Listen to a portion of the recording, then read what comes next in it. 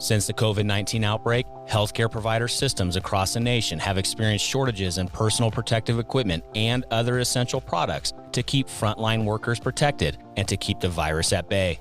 Due to these realities, what have been the lessons learned to better arm our healthcare heroes moving forward? Our next guest is perfectly positioned to answer these vexing questions. In this episode, Chaun Powell, Vice President of Strategic Supplier Engagement at Premier, joins us to talk about his team's work and how they're solving these massive and systemic problems. Premier is a healthcare improvement company uniting an alliance of approximately 4,000 U.S. hospitals and health systems and more than 175,000 other providers and organizations to transform healthcare. Chaun leads the COVID-19 disaster response team for Premier, which went into action in January to respond to the global crisis. Chaun and his team have been diligently working to help inform the CDC, FEMA, Secretary Azar, and the White House Task Force on the challenges in front of us and how best to counteract them. Join Chaun and me to find out how Premier is working to meet our healthcare providers' needs to battle the coronavirus and beyond.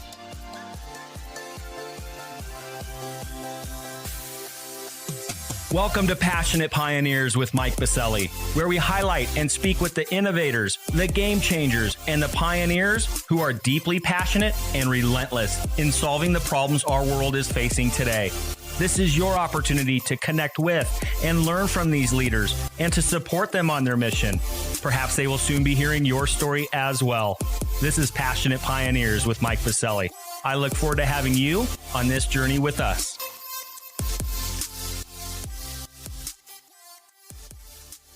Chaun, given your rigorous schedule during this pandemic, thank you for making a pit stop and joining us on the podcast today.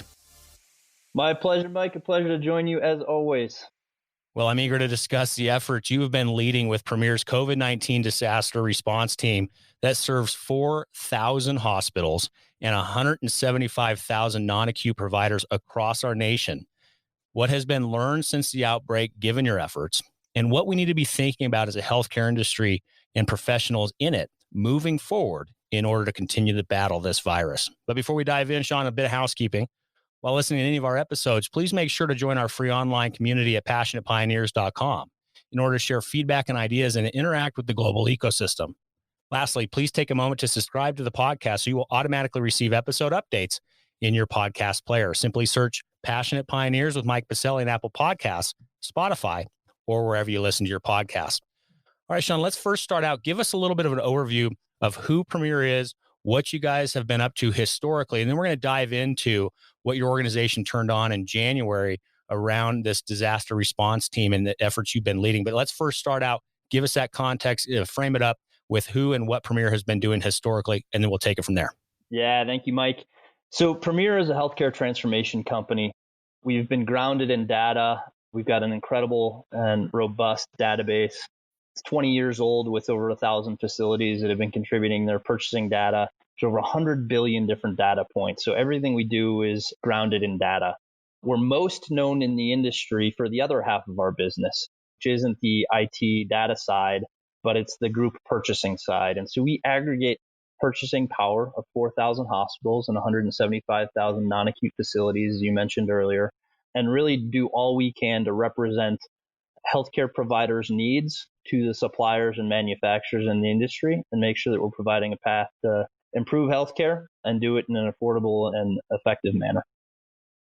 And with that, in January of this year, so you guys were kind of ahead of the curve versus what we did as a nation and as communities across the country, really around mid-March of 2020 and locking things down with COVID-19. But in mid-January, you and the team activated this effort around your disaster response team.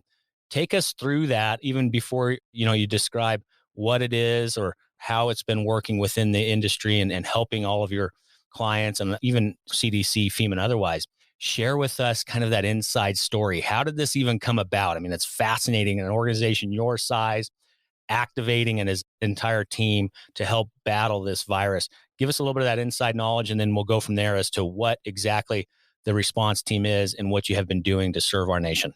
Happy to, Mike. When we think about any sort of disruption that might impact domestic healthcare, and we are exclusively focused domestically as far as our footprint, There are several things that we consider. One, we've got a disaster and a disruption team that really has 4 phases: the activation phase, the preparation phase, the response, and the recovery. And preparation occurs around the clock all year long. You're never a day late to start your preparation.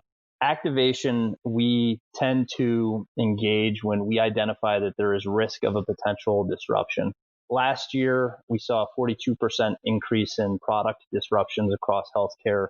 The year before that, 2018, we saw a 36% increase. So we have seen increasing disruptions across healthcare at an alarming rate. And I think it has a lot to do with just overall globalization, consolidation of healthcare providers, as well as healthcare suppliers within healthcare.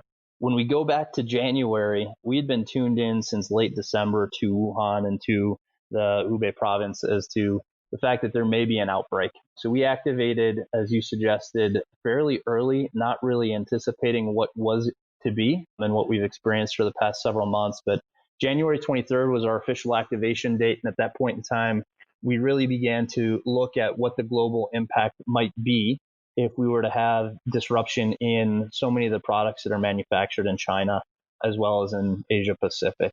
Some specific examples I'll provide to you. Through our network, we've identified that 80% of the world's global production of personal protective equipment, PPE, comes from that general geography. And we knew that we had to come up with alternatives if we were going to continue to provide protection for our frontline caregivers as well as our patients nationally. And was this off a framework that you guys already had? Like, have you turned on the disaster response team specifically for anything in the past? And did you take any of that and applied it to today's response team? Was there any historical lens to lean on? Yeah, thanks, Mike. Let's say that this really all started for us nationally with 9/11. And with that, we've seen significant increases, as I suggested, in disruptions. This hit home as far as a global network when we saw the impact of some of the hurricanes in 2017 and 2018. Hurricane Harvey was the first big one in that season, and then followed up with several in 2018. And when you look at just the island of Puerto Rico, which is a great destination for many of us for vacation, but it also is home to over 100 manufacturers and suppliers in healthcare.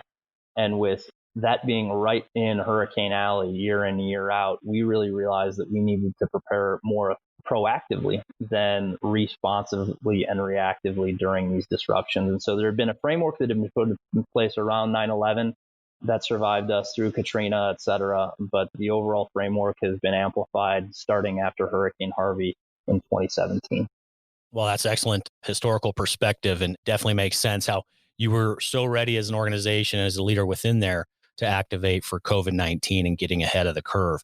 Well, let's talk about some of the constituents that you guys have been serving since mid to late January with the team. You know, some of those entities include the CDC, FEMA, Secretary Azar, and the White House Task Force on all the challenges in front of us as a nation. Can you walk us through a little bit of what that means? You know, here you are as an organization aggregating data from providers across the country to inform those national leading entities. Walk us through that. What does that mean? How are you informing them? What are some of the insights that you were learning, not only when you activated the response team, but even, through the crisis? Give us a little bit of insight of what that all means to all of us as industry leaders as well. There's a couple concrete examples I'll point to.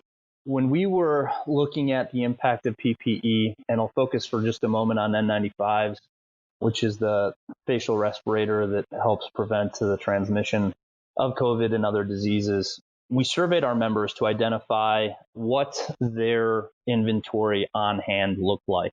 We also looked back at our purchasing database to identify what the history of purchasing of those products looked like. Coming into January, domestically, the acute healthcare systems, and this is representative of all hospitals, not just Premier's, typically around 25 million N95s in any given year.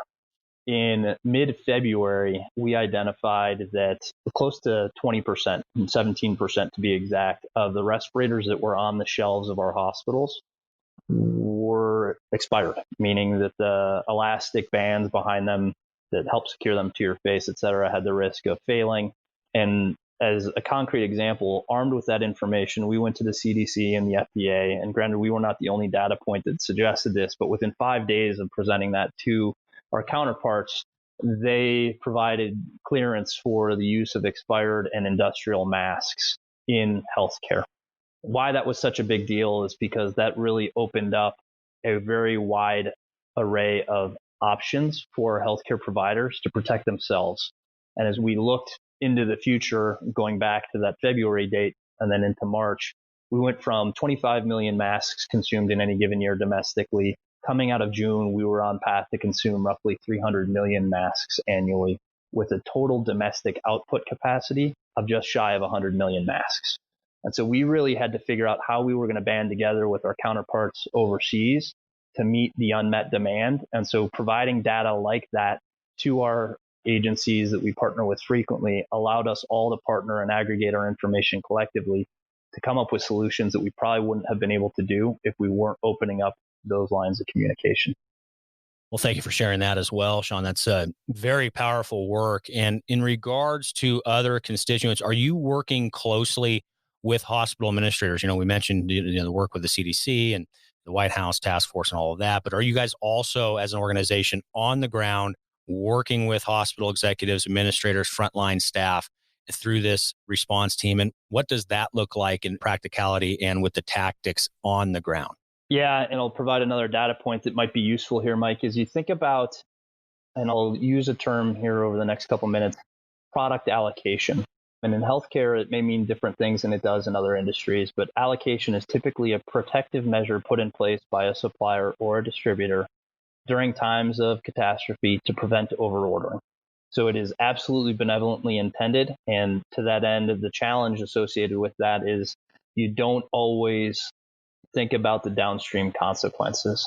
With a protective allocation, you're typically, as a healthcare system, limited to ordering a certain quantity of masks that is some percentage of your historical ordering pattern.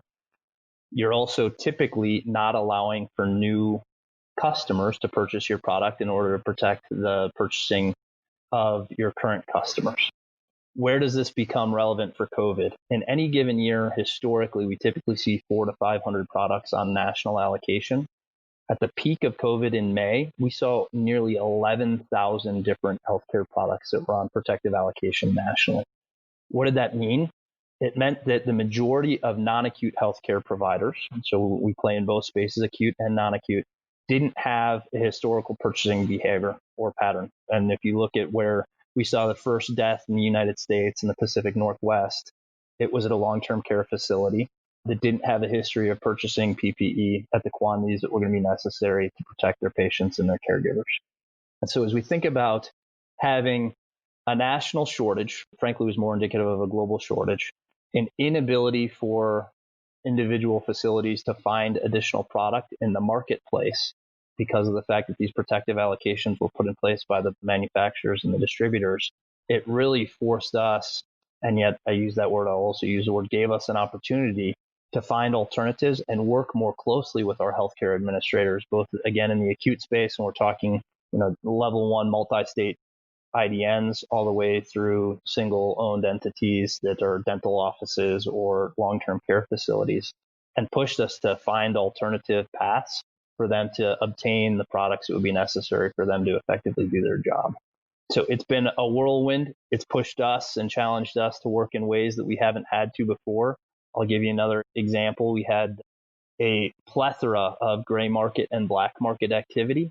A lot of different manufacturers that had never had a place in healthcare before entered the fray, recognizing that there was an opportunity. Premier personally vetted over 2,500 unique new entities over about a 90-day period and identified that we only felt comfortable representing to our membership that roughly 7% of them, right around just under 200, were worthy of doing any type of business with. So it created incredible distraction, not only for our healthcare providers, but also for us. And yet it gave us an opportunity to really figure out where can we find alternatives. And the other thing that it did that I think is so relevant for all of us to pay attention to is exposed some of the dependency that we have on overseas manufacturing.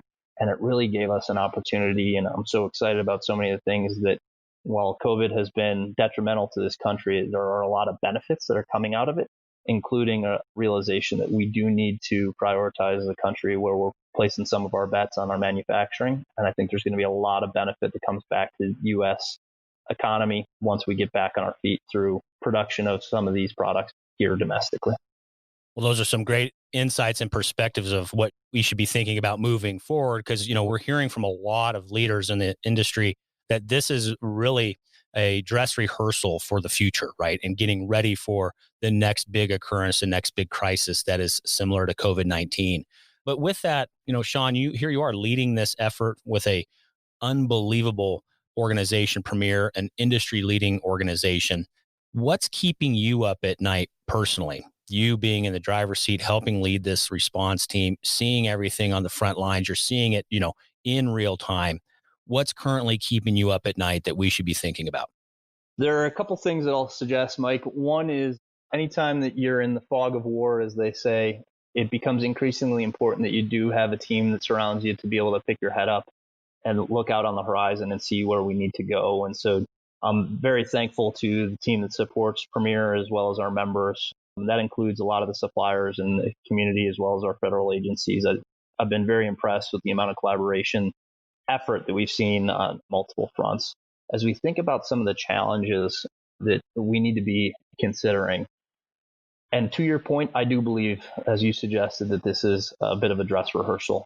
Going back to some of the statistics I shared earlier, to see a 42% increase in product disruptions or events that lead to product disruptions in the past 12 months leads us only believe that this is only going to continue to force us to get creative, be innovative, and find solutions to prevent these disruptions. To be specific about some of the things that are keeping me up, if you look at the way that we have visibility into our upstream supply chain with our supplier community, it's unlike any other industry. We typically make contracts that are, between 1 and 3 years, and overnight you can see a dramatic shift in the way that business is run and the suppliers that are utilized. That doesn't instill confidence in our supplier community to make long-term investments in their sustainability of their output. That's one thing. The second thing, if you look at the visibility that we have, it is very truncated. And I'll give you a couple examples. Even the FDA, who at any given time knows which facilities a manufacturer might have registered to manufacture their products, they depend on the manufacturer to know exclusively which particular facilities are manufacturing which particular products at any given time. What that has led to is an inability and almost a blindness and opacity for us as decision makers and supply chain to really understand where our gaps are. And I say gaps, but it really becomes where are the concentrations that are unhealthy for the supply chain. And so leading into what got us into this mess to begin with, 80% of PPE and the raw material SMS, which is in over 43,000 unique SKUs that are used in healthcare. So being able to try and predict what the next one that might go on shortage was very difficult. Understanding that 80% of that came from Asia Pacific, had we known that, had we had that visibility to understand the explicit volumes that come in and out of that area of the world, would have encouraged us, and I'm not saying we would have made different decisions at the time, but it would have encouraged us to at least open our eyes and say, are we putting all of our eggs into one basket, and should we diversify our supply chain? One of the things that I fear gets misrepresented in some of our activity today is if we picked up all that activity and placed it in Iowa, we'd still have the same issue. It'd still be geographically concentrated, and as soon as tornado season started, we'd be in trouble. And so it really becomes a matter of diversifying the supply chain, both onshore, nearshore, as well as offshore, having improved visibility, and that's going to necessitate working with federal agencies to make sure that the general public has ability to understand where does that raw material come from, what are the sub-assembly manufacturers that are included, and where are they located, where are the packagers located, and are they all geographically concentrated, or do we have diversity there?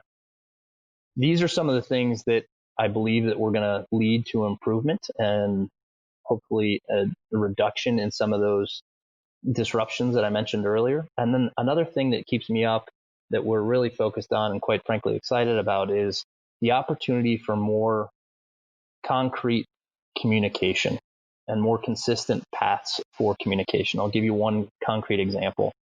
In the pharmaceutical industry, manufacturers and suppliers are regulatorily mandated to provide input and communication to industry at time of potential disruption. in med-surg space, which includes so many of the products that we use from bedpans all the way up to pacemakers, there's no regulatory expectation for that communication. And frequently what it leads to is communication after a disruption has already occurred, and then everybody scrambles to try and make sure that they're protecting their patients and their caregivers. They end up hoarding the product, and it's all because of the lack of visibility that we had, one, to predict it, and then two, the communication during it. And so as we think about the improvement in the level of sophistication in supply chain, when we look at electronics, when we look at retail, when we look at automotive, very little of that occurs. And yet when we look at healthcare, it is antiquated in its supply chain. And so there's truly an opportunity and what I believe is going to be a tremendous revolution within healthcare supply chain coming out of COVID. And it's unfortunate that it took COVID to bring it to light, but I'm excited about what the future of it looks like. Well, thanks for that perspective. And let's change gears a touch before we start winding down here, Chaun. As our community gets to know you, and I do recommend everybody go check out Chaun's entire body of work, even prior to Premier. I've been fortunate to be friends and work alongside Chaun for many years, but from his entrepreneurial and innovation days as well. I tee that up, Chaun, for you because you come from that world. Yes, you work for a company traded on NASDAQ, a national leading organization, a big organization, and leading these very important efforts within it. But again, you also come from that startup entrepreneurial kind of community and mind space as well, which I firmly believe, and you've heard me speak about this ad nauseum, that we need more leaders like you inside of large organizations like Premier to continue to reimagine healthcare and our industry moving forward. And so with that, given your seat at the table, with organizations like CDC, FDA, the White House Task Force, and leading the efforts here at Premier, can you speak to our innovators, speak to our disruptors and our startups? What are some of the things that they need to be considering to build and to answer the call to help be a part of the solution to battle this crisis and to move our country forward? I'll keep it open-ended, but given your perspective and your historical opportunity of being in this community, can you share with us 1 to 2 or 3 things that we should be thinking about on the innovation side? Yeah. First of all, do not be complacent. Push us, push the industry. When you look across healthcare, there are 36,000 randomized control studies and trials that are published every year. That's nearly 100 a day. What does that lead to? It leads to an inability for true uptick in innovation because the average adoption cycle in healthcare historically has been 17 years. Compare that to tech, which is less than 11 months.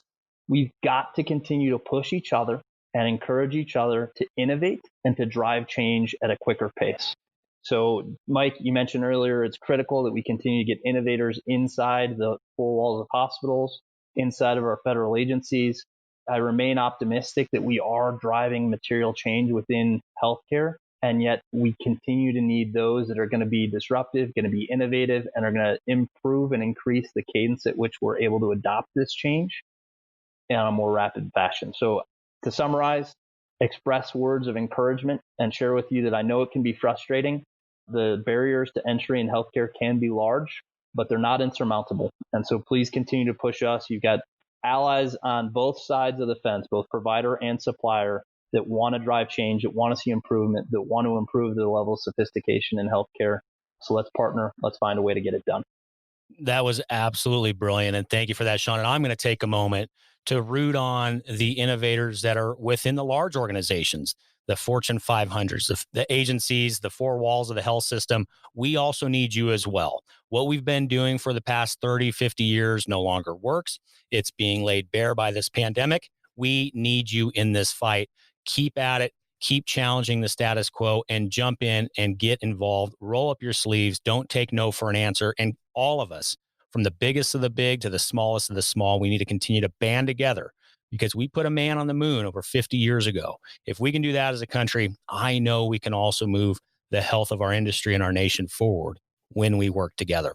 So with that, Chaun, thank you for that. Great perspective, great energy. I knew I could count on you for it. So thank you.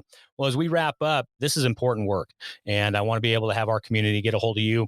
Where are some touch points online that we can find you, websites or otherwise? And then we'll start shutting it down. Yeah, our primary website is premierinc.com, but the easiest way to get in touch with me personally is on LinkedIn. Certainly happy to follow up and part of the expansion of innovation in healthcare comes with a wide network. And so I welcome invitations from all comers that have similar interests and yet have disparate ideas. We certainly need all the innovation and all the ingenuity that we can as an industry to continue to drive this. So, Mike, thanks so much again for your time. Thanks so much for putting this all together and being such an incredible steward of work that needs to be done in healthcare. Well, I certainly appreciate it, Chaun, and it has been an honor and a privilege to work alongside you, learn from you, and continue to work together to move our industry forward. And for our audience, the touch points online that Chaun shared, those will be in the episode notes. In your podcast player, simply scroll down and you'll have those links to get a hold of Chaun directly. We'll also have them listed over at our free global online community at passionatepioneers.com.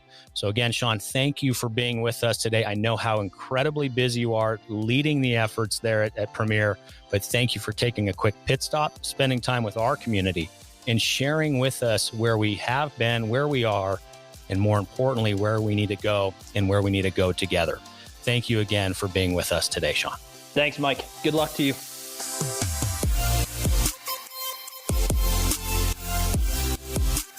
Thank you for joining us today on Passionate Pioneers with Mike Biselli.